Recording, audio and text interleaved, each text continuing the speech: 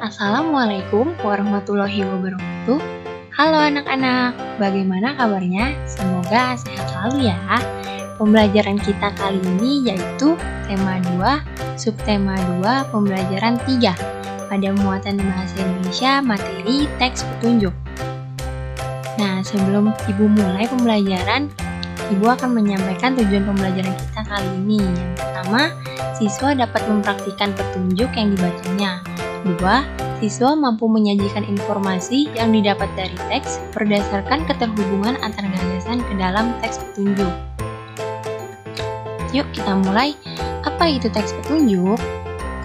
Teks petunjuk adalah teks yang berisikan cara untuk melakukan suatu kegiatan atau cara untuk membuat suatu benda.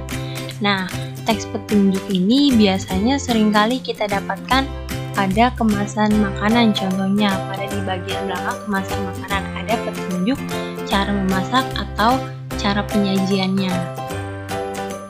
Kemudian dalam teks petunjuk yaitu berisi arahan untuk melakukan sesuatu. Adapun tujuannya yaitu menjelaskan penggunaan atau pembuatan sesuatu. Kalimat dalam teks petunjuk menggunakan kalimat perintah. Nah, hal yang perlu diperhatikan yaitu cara atau petunjuk disajikan berurutan. Kemudian bahasa yang digunakan jelas dan mudah dipahami. Berikut Ibu punya contoh teks petunjuk. Di sini ada teks petunjuk pengisian formulir klub Sahabat Pena ASEAN.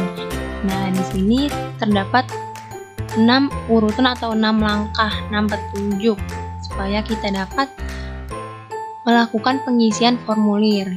Seperti ini ya. Kemudian selanjutnya ada teks petunjuk yaitu cuci tangan pakai sabun.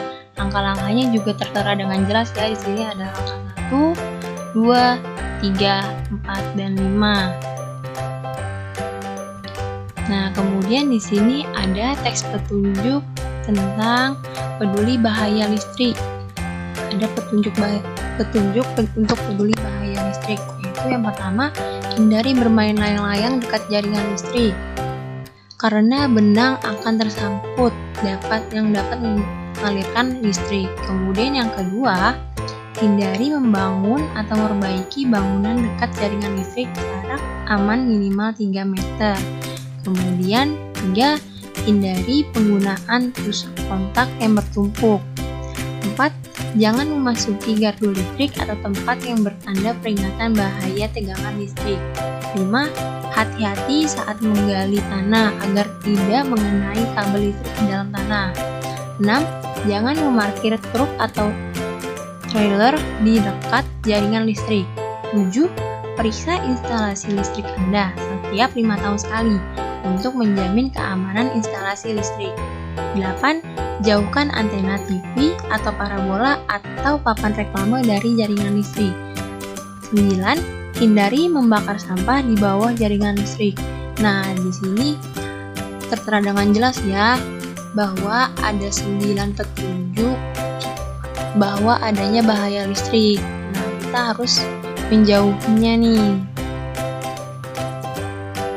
Nah, selanjutnya mari kita membaca. Tahukah kamu bahwa tubuh mengandung banyak air?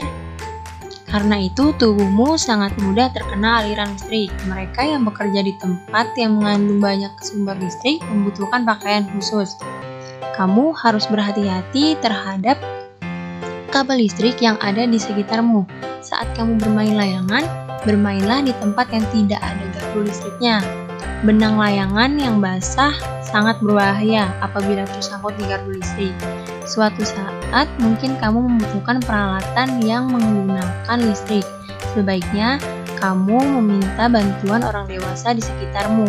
Jauhilah barang-barang elektronik dari air. Tahukah kamu petir juga mengandung listrik? Segeralah masuk ke dalam ruangan apabila petir mulai terdengar. Nah, dari teks ini kalian nantinya akan diminta untuk membuat teks petunjuk cara menghindari bahaya listrik.